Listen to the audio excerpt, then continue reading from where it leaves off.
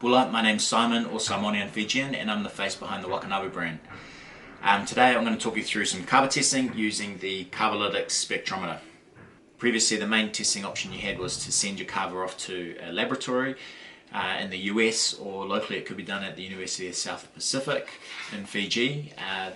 The issues with that is it can take a couple of weeks for the test results to come back, and also it's very costly. The main testing they do is known as HPLC testing, or high performance liquid chromatography, which is a technique in analytical chemistry used to separate, identify and quantify each component of the Kava or cavalactones, and you can only test a small sample of your Kava. But the benefit of using one of these testing tools is batch testing. And so what that means is, for example, if you get 1 ton of Kava, and it's packed in 20 kg bags, you could do a sample of 50 or 20 bags and test that Kava, and then you'll get an average test result across those randomly selected bags. Whereas 100 grams or 50 grams from 1,000 kilos, it's not going to bear a representation of the Kava.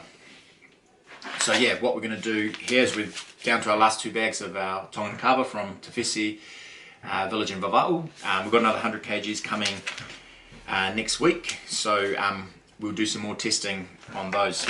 Okay, so firstly we need to calibrate the spectrometer. So what we've got here is a white block that's used for calibration, and because we're going to be scanning through the packages of Kava, we have to do what's called a calibration. So we just put that there and then click calibration.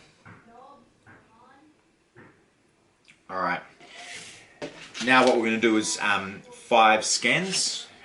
We could do this across 5 separate packs because we're only down to the last kg of the Kava.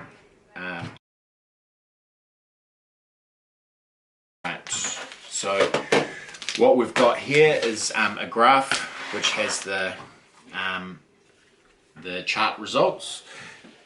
Not sure if you can see that there, but I can post that up after. So if we go to analyze the results, what we've got, so it's got the date and time being Sunday the 26th of April, 10 to 5. So firstly, the type of Kava it is, so that's differentiated between beverage grade and non-beverage grade, or also export or non-export, or probably more commonly known as noble or 2-day Kava. So here we've got noble, beverage or export grade Kava. We've got a cavalactone percentage of 8.6%, which is really high for Tongan Kava. The average export grade Tongan Kava cavalactone percentage is around about 5.4%. The reason that is a bit lower than, say, a Fijian Kava is because in Tonga they don't differentiate between different parts of the plant, whereas for example in Fiji you may be buying waka, which is the pure roots, and because roots have a higher percentage of cavalactones, therefore you're going to get a higher percentage. So next we have the chemotype, which is a 6-digit number which in sequence identifies what chemotypes or cavalactones are more prominent than others. So for example, the first 3 digits of our Tongan Kava is 423. So the number 4 is carvane, 2 dihydrocarvane, and the 3rd most prominent cavalactone is yangonin.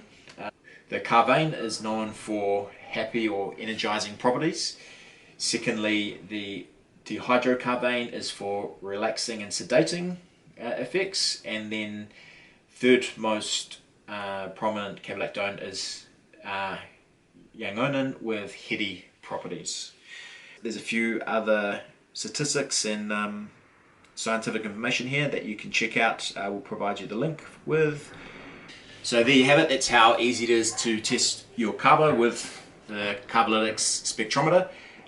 If anyone has any questions, just drop us a comment and we'll come back to you. We'll put up the test results on the website, and yeah, manaka waka level.